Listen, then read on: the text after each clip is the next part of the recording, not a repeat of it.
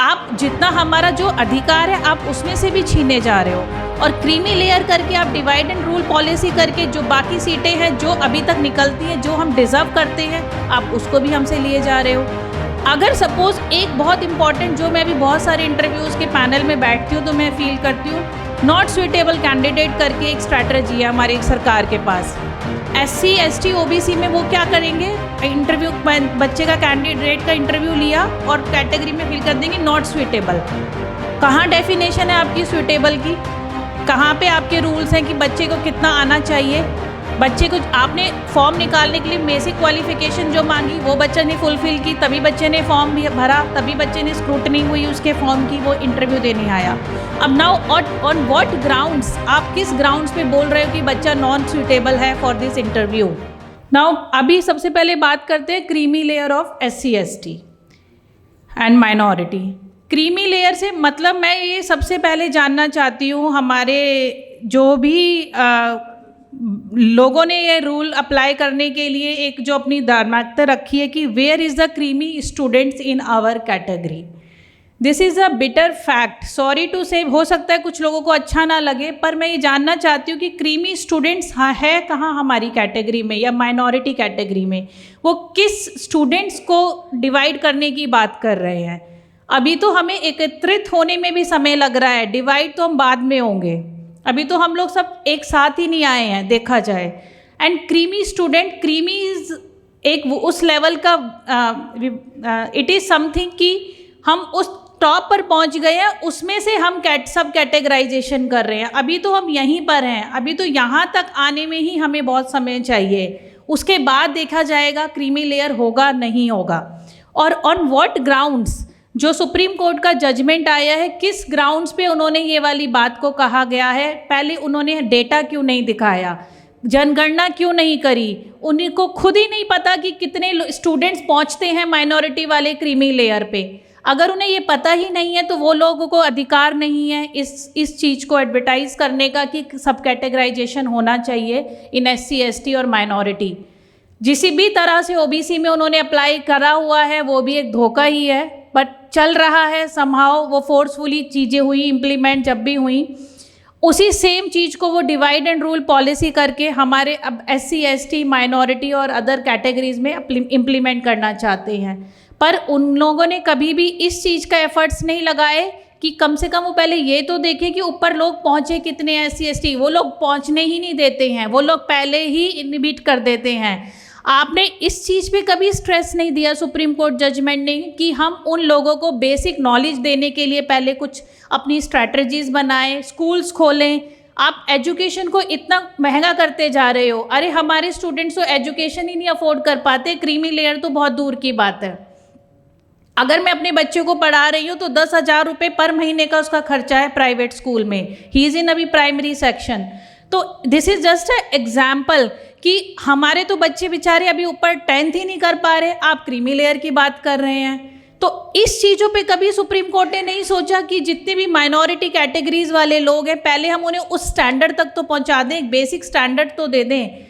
तो बेसिकली जो मैं कहना चाह रही हूँ, ये सब एक धोखा है। क्रीमी लेयर ये कुछ नहीं है, जस्ट ब्रेन वॉश किया जा रहा है लोअर माइनॉरिटी क्लास का कि देखो हम लोग तुम्हारे लिए कितना सोच रहे हैं, हम तुम्हारे लिए क्रीमी लेयर की बात कर रहे हैं। हम ये नहीं चाहते, हम ये चाहते हैं कि तुम भी ऊपर उठो।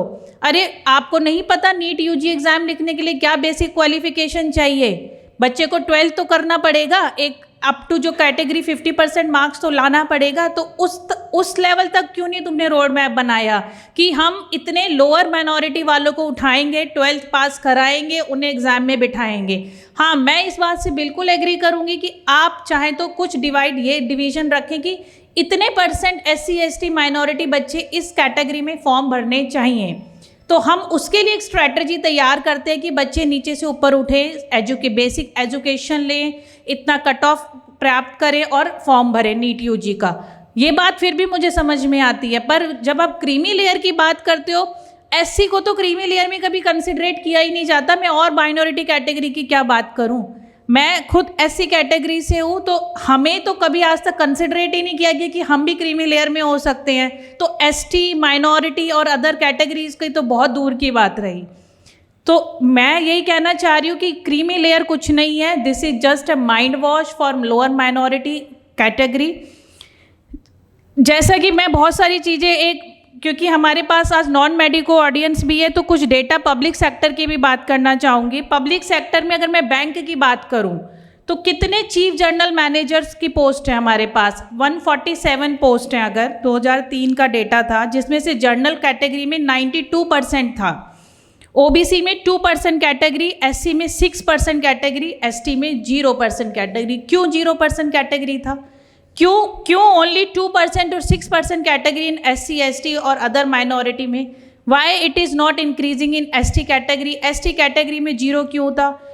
ऐसे अगर जनरल मैनेजर की पोस्ट की बात की जाए, 658 पोस्ट थी इन 2013 डेटा में, जिसमें again general category was 88%, SC was 8%, OBC 2%, ST 2%, जो कि आगे 2023 में उन्होंने उसमें से भी कैटेगरी कम कर दी। आज कोई भी वैकेंसी के लिए पोस्ट निकलती है तो कितनी बार हम देखते हैं जब फॉर्म निकलता है कि एससी की कितनी सीट है, एसटी की कितनी सीट है, हम देखते हैं कितनी बार एसटी की कोई सीट ही नहीं होती है, एसटी की कोई सीट ही नहीं होती है। क्यों, ऐसा क्यों है? आप जितना हमारा जो अधिकार है आप उसमें से भी छीने जा रहे हो, और क्रीमी लेयर करके आप डिवाइड एंड रूल पॉलिसी करके जो बाकी सीटें हैं जो अभी तक निकलती हैं, जो हम डिजर्व करते हैं, आप उसको भी हमसे लिए जा रहे हो। अगर सपोज एक बहुत इंपॉर्टेंट, जो मैं भी बहुत सारे इंटरव्यूज़ के पैनल में बैठती हूँ तो मैं फील करती हूँ, नॉट सुइटेबल कैंडिडेट करके एक स्ट्रैटेजी है हमारी सरकार के पास। एससी एसटी ओबीसी में वो क्या करेंगे, इंटरव्यू बच्चे का कैंडिडेट का इंटरव्यू लिया और कैटेगरी में फिल कर देंगे नॉट सुइटेबल। कहाँ डेफिनेशन है आपकी सुइटेबल की? कहाँ पे आपके रूल्स हैं कि बच्चे को कितना आना चाहिए? बच्चे को आपने फॉर्म निकालने के लिए बेसिक क्वालिफिकेशन जो मांगी वो बच्चे ने फुलफिल की, तभी बच्चे ने फॉर्म भी भरा, तभी बच्चे ने स्क्रूटनी हुई उसके फॉर्म की, वो इंटरव्यू देने आया। अब नाउ ऑन व्हाट ग्राउंड्स, आप किस ग्राउंड्स पे बोल रहे हो कि बच्चा नॉन सुइटेबल है फॉर दिस इंटरव्यू? सो अगर सपोज आपने नॉन सुइटेबल कर भी दिया बच्चे को, तो वो वाला कैटेगरी वाला सीट वो कहाँ जाएगा? वो कहाँ जाएगा? इसका कोई रोड मैप क्यों नहीं है? ये क्यों नहीं आपने डिफाइन किया है? तो उनको क्योंकि पता है क्रीमी लेयर में कोई वहाँ तक पहुँचेगा ही नहीं, हम अपनी पॉलिटिक्स करके क्रीमी लेयर भी डिफाइन कर देंगे। उन लोगों की नज़रों में हम अच्छे बन गए कि हमने क्रीमी लेयर आपके लिए दे दी है, वहाँ तक कोई पहुँचेगा ही नहीं, उसको नॉट सुइटेबल कर देंगे। अगर बाय चांस कोई पहुँच भी गया तो नॉट सुइटेबल करके फिर वो वाली जो पोस्ट है हो सकता है वो जनरल में जाए, इसका तो कोई डेफिनेशन ही नहीं है। So it is just a strategy, nothing else. ये कुछ नहीं है, ये सब धोखा है, जस्ट स्ट्रैटेजी है उनको इस तरह से हमारी माइनॉरिटी वाले लोगों को और एससी एसटी को मॉडिफाई करने की। उन्हें लग रहा है कि अब वो इस तरह से नहीं आ रहे हमारे साथ, तो बैक डोर से हम दूसरा रास्ता अपनाएं। तो दिस इज़ वन पॉलिसी।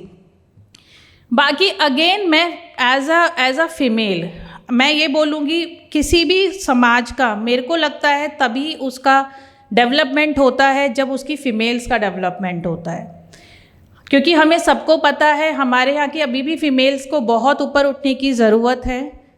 तो फीमेल्स का डेवलपमेंट जब तक नहीं होगा, जब तक फीमेल्स एजुकेशंस नहीं लेंगी एससी एसटी ओबीसी और लोअर माइनॉरिटी कैटेगरीज में, तब तक आई पर्सनली फील कि डेवलपमेंट नहीं है हमारे सोसाइटी का। सो हमें मैं सारे और अब जितने भी लोग यहाँ पे बैठे हुए हैं उनसे यही रिक्वेस्ट करती हूँ कि अपने घरों में जितनी भी फीमेल्स हैं, बच्चे हैं, उनको पहले बेसिक एजुकेशन दीजिए, उनके हाथ में बुक्स दीजिए, उनको बेसिक एजुकेशन बेसिक नॉलेज दीजिए। क्रीमी लेयर कुछ नहीं होता है। अगर आपके बच्चे में इतनी कैपेबिलिटी है, अगर उसे बेसिक शिक्षा मिल जाएगी, अगर वो उस लेवल पे पहुँच जाएगी तो वो अपने आप ही अपने लिए बेटर कर लेगा। हमें कोई ज़रूरत नहीं है क्रीमी लेयर कैटेगराइज करने की। हम तो एज अ टीचर, मैं university college of medical science में टीचर हूँ, स्टूडेंट्स को पढ़ाती हूँ। अगर कोई बच्चा, मेरे को पता लगता है ना कि लोअर माइनॉरिटी का बच्चा है मेडिकल कॉलेज में, मुझे तो अपने आप ही इतना फीलिंग प्राउड होता है कि कम से कम बच्चा इस लो सोशल इकोनॉमिक स्टेटस से निकल के यहाँ तक पहुँचा है, यूसीएमएस तक पहुँचा है। I feel my self proud. मुझे लगता है मुझे इस बच्चे को बेटर करने के लिए और इसको पर्सनली एजुकेशन देना चाहिए। आई ऑलवेज आस्क बच्चे से कि तुम्हें कुछ भी चाहिए हो, पर्सनली कोई बुक चाहिए हो, कुछ भी चाहिए हो, आप मेरे से पर्सनली आओ। तो वो किस क्रीमी लेयर की बात कर रहे हैं? हमारा समाज तो वैसे ही बहुत खुश होता है अगर लोअर माइनॉरिटी वाले लोग ऊपर उठते हैं। हम तो अपने आप में ही प्राउड फील करते हैं कि बच्चा इतने हर्डल्स के बाद भी एक मेडिकल कॉलेज, इंजीनियरिंग कॉलेज या बैंक में पहुंचा है। तो मेरा कहने का अगेन यही है, तात्पर्य है कि हमें बेसिक एजुकेशन पे पहले फोकस करना चाहिए, अपनी फैमिलीज़ में, बच्चों पे, फीमेल्स पे, जो हमारे चाइल्ड बच्चे हैं, कि बेसिक नॉलेज अगर हम उनको देंगे, उनको डायरेक्शंस ठीक देंगे, तो बच्चा अपने आप ही बहुत कुछ बेटर कर सकता है। समाज का बदलाव सबसे पहले लो स्टेटस लोगों को ही बेस्ट एजुकेशन, बेसिक एजुकेशन देने से होगा। समाज का बदलाव क्रीमी लेयर सब कैटेगराइजेशन करने से नहीं होगा। बच्चों को बुक्स दो, उन्हें हमेशा सपोर्ट करो, पढ़ने के लिए आगे उन्हें ज्ञान दो, उनको आप कॉन्स्टिट्यूशंस में आप उनको बेसिक एजुकेशन दो, उनको अपने राइट्स खुद पता लग जाएंगे तो वो अपने राइट्स के लिए आगे अपने आप कर सकते हैं। तो उनको एक मार्गदर्शन की ज़रूरत है, ना कि अभी सब कैटेगराइजेशन जो कि एक MBBS, इंजीनियरिंग, इन सब फॉर्म्स में होती है। वो 12th तो पास कर ले पहले। बच्चा जब 12th पास कर लेता है, बच्चे को बेसिक मैच्योर इतना अपने आप में हो जाता है, उसे समझ में आ जाता है कि मेरा डायरेक्शन क्या है। जैसे कि हमें सबको पता है यूनिटी और स्ट्रेंथ है, हमारी पावर है। अगर हम बट गए तो डेफिनेटली लोग हमारा बहुत मिसयूज़ करेंगे। हमें ये नहीं होना, हम इसमें बिल्कुल भी सहमत नहीं हैं सब कैटेगराइजेशन में। एक इंग्लिश में कहते हैं प्रोवर्ब्स की, sticks in bundles are unbreakable. अगर एक लकड़ी का लट्ठा होता है, एक साथ है, तो वो टूटेगा नहीं। सिंगल लकड़ी है, तोड़ेंगे तो वो टूट जाएगी। मैं अपने बच्चे को ये वाली कल स्टोरी सुना रही थी, तो आई रियलाइज़ कि डेफिनेटली भाई कहीं ना कहीं ये सच बात है। अगर हम एक साथ रहेंगे तो हम नहीं टूटेंगे। और जो सब कैटेगराइजेशन हो गया तो डेफिनेटली जो उनके माइंड में पॉलिटिक्स वाला है, जो सुप्रीम कोर्ट जजमेंट ने पास किया, जहाँ की जो कि हमें सबको पता है कि उन लोगों को कैसे ऊपर लिया जाता है, उन लोगों का कैसे सिलेक्शन किया जाता है थ्रू कॉलेजन सिस्टम, तो वो लोग कैसे ये बात कर सकते हैं? उन लोगों को तो कोई राइट ही नहीं है बात करने का। तो बेसिकली हम ये बिल्कुल एक्सेप्ट नहीं करेंगे सब कैटेगराइजेशन। हम सबको साथ में रहना चाहिए, बी यूनाइट टुगेदर एंड एक दूसरे को सपोर्ट करना चाहिए इन बेसिक नॉलेज, सो दैट कि हमारे बच्चे एटलीस्ट एग्ज़ाम के फॉर्म्स भरने तक कैपेबल हो।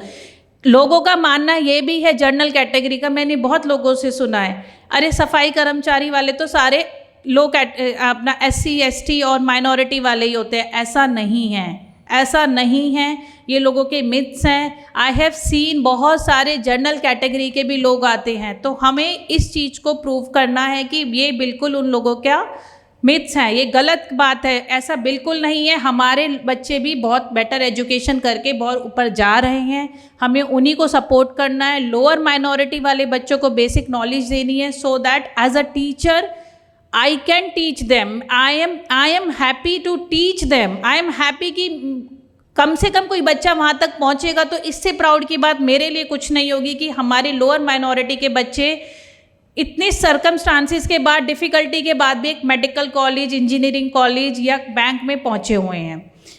तो in total at the end मैं यही बोलूँगी कि basic education is a must. Education इतनी महंगी हो चुकी है, ये हमें सबको पता है। एज अ पेरेंट हम सब जानते हैं कि बेसिक नॉलेज देना ही आज के टाइम में बड़ी मुश्किल बात हो गई है।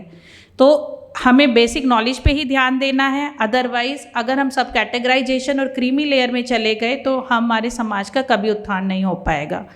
दूसरा, just on a small things, वो जो एक नीट UG एग्ज़ाम अभी लीक पेपर हुआ था, उसमें इट इज़, अगर हम देखें, इट इज़ अ स्कैम। ये एक बहुत षड्यंत्र वाली चीज़ हुई थी। सबको समझ में आता है जो थोड़ा भी माइंड यूज़ करके देखेगा कि एक पूरा गेम था, स्कैम किया गया था। आप खुद सोचिए, आई हैव सीन कि मेरे कुछ सीनियर्स के बच्चे थे जो एग्ज़ाम देने के लिए रात को तैयारी करके, पूरे साल तैयारी करता है बच्चा, पेरेंट्स कहीं ना कहीं से एजुकेशन के लिए कोचिंग भी कराते ही हैं। डेफिनेटली सबको लगता है कि जितना जो पेरेंट्स कर पाता है वो कराता है। रात में बच्चे के पास मैसेज आता है या वेबसाइट पे या सोशल मीडिया पे मैसेज आता है कि पेपर सुबह कैंसिल कर दिया गया। पेरेंट्स ने इतने टाइम से उसका सारा शेड्यूल बना के रखा था, बच्चे को एग्ज़ाम के लिए लेके जाना है, सब कुछ सारे पेरेंट्स करते हैं एज अ पेरेंट। अब आप सोचिए उस बच्चे पे कितना मेंटल ट्रॉमा हुआ होगा। पेरेंट्स तो मैं अभी साइड में रखती हूँ, बच्चे के ऊपर कितना मेंटल ट्रॉमा हुआ होगा जिस बच्चे को शाम को पता लग रहा है कि एग्ज़ाम पोस्टपोन कर दिया या कैंसिल कर दिया, पता नहीं आगे कब होगा। उसको तो लग रहा है कि मैं पिछले 1 साल, कुछ 2 साल से भी होते हैं, और हमारी कम्युनिटी के कुछ लोग ऐसे हैं जो 2-2 3-3 साल भी ड्रॉप करते हैं, ये भी एक सच्चाई है। तो मेंटल ट्रॉमा बच्चे के लिए कितना है, आजकल देखा जा रहा है हर तीसरे बंदे को साइकेट्रिस्ट, मेडिकल सपोर्ट की हेल्प की ज़रूरत पड़ती है। So this is the one of the reason कि अगर आप इस तरह से बच्चों के साथ मेडिकल एजुकेशन या नॉर्मल एजुकेशन के साथ खिलवाड़ करोगे, आप क्या एक्सपेक्ट करते हो? आप क्या, हम जो लोग ये लोग बैठ के ऊपर स्कैम कर रहे हैं या सुप्रीम कोर्ट जजमेंट कर रहे हैं, उन्हें क्या पता ये बेसिक मेंटल ट्रॉमा क्या चीज़ होती है बच्चों के लिए। हर तीसरे बंदे को साइकेट्रिक की हेल्प की लेने की ज़रूरत पड़ती है आजकल। It is not only the medical colleges, it is in engineering college, it is in normal personal life also. हर तीसरे बंदे के लिए हम अपने फ्रेंड्स को कॉल कर रहे होते हैं कि इन्हें साइकेट्रिक थोड़ा हेल्प चाहिए, काउंसलिंग चाहिए। तो ये सिचुएशन है, उसमें आप इस तरह के नीट पीजीज को आप लीक कर दिया तो किसका फेलियर है? ये बच्चे का फेलियर नहीं है, पेरेंट्स का भी फेलियर नहीं है, ये हमारे सिस्टम का फेलियर है। इस पे क्यों नहीं हमारा सिस्टम डिस्कस करता? वाई देयर, उनको ये टॉपिक क्यों मिला है सब कैटेगराइजेशन का, जहाँ पे उन्हें डिस्कस करना चाहिए नीट यूजी के लिए, उस पर उन्होंने क्यों नहीं आगे डिस्कस किया? उस पर उन्होंने आगे क्यों नहीं पॉलिटिकली डिस्कस किया? क्यों नहीं किसी पॉलिटिक्स को उन्होंने सस्पेंड किया, किसी पॉलिटिशियन को सस्पेंड किया? तो इसमें इट इज़ अ स्कैम। तो सबको समझ में आता है ये एक पूरा मनधड़ी एक षड्यंत्र था, जिसमें उन्हें पता था इसमें हमारे सिस्टम का फेलियर है, तो वो चीज़ को दबा दिया गया। पर जिस चीज़ को वो सोच रहे कि इस तरह से ये लोग बट जाएंगे, तो उन्होंने एक नया सिस्टम स्टार्ट कर दिया सब कैटेगराइजेशन का। तो मेरा आप लोगों से सबसे यही निवेदन है कि अपने बच्चों को पहले बेसिक नॉलेज दीजिए, उन्हें इस लेवल पे लेके आइए कि वो एंट्रेंसेस एग्ज़ाम देने के लायक बने। तो हमारे बच्चे अपने आप में इतने कैपेबल हो जाएंगे अगर उन्हें सही डायरेक्शन मिलेगी फॉर द एजुकेशन की। उनको कोई ज़रूरत नहीं है क्रीमी लेयर की, ये सब धोखा है, हमें ये चीज़ें एक्सेप्ट नहीं होनी चाहिए। Be unite, be strong, be confident and be educated. जब आप एजुकेटेड होगे आपके अंदर अपने आप कॉन्फिडेंस आ जाएगा, आपको खुद ही समझ में आ जाएगा क्या सही हो रहा है क्या गलत हो रहा है। They are just trying to do the brain wash. Lower minority का वो ब्रेन वॉश करने की कोशिश कर रहे हैं क्योंकि उन्हें पता है ये लोग एजुकेटेड है नहीं। दिस इज ऑल्सो बिटर, ये कड़वा सत्य है।